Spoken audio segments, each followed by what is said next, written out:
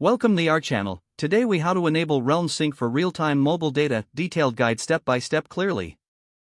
Open your mobile device and ensure you have the Realm database installed. Launch your app development environment. Navigate to your project settings. Locate the Realm Sync option within the settings. Ensure your project is linked to your Realm account. If not linked, follow the prompts to connect your Realm account. Next, open your code editor and access the Realm configuration file. In the configuration file, identify the section for sync settings. Enable the sync property by setting it to true. Define the sync URL, which you'll find in your Realm dashboard. Copy the sync URL and paste it into the appropriate field in your configuration file. If your project requires authentication, set up the necessary authentication parameters. Specify the required permissions for data access in your Realm dashboard. Now, return to your mobile device and open the app. Run the app to ensure it connects to the Realm Sync service.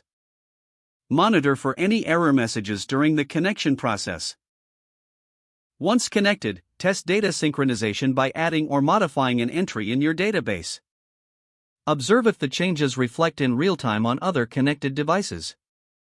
If the sync is successful, you have enabled Realm Sync correctly. For further customization options, consult the Realm documentation. Consider implementing error handling to manage potential synchronization issues. Regularly monitor your database for optimal performance as user count increases. If the page does not load, refresh the browser or try again in a private or incognito window. Make sure you are using the correct email address, then retype it carefully to avoid small typos.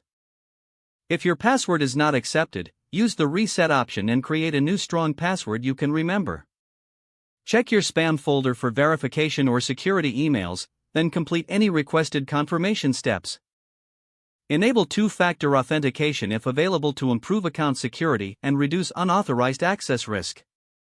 After signing in, review your profile details so your contact information and settings are accurate and current. Don't forget to like this video and subscribe to our channel for more step-by-step tech guides.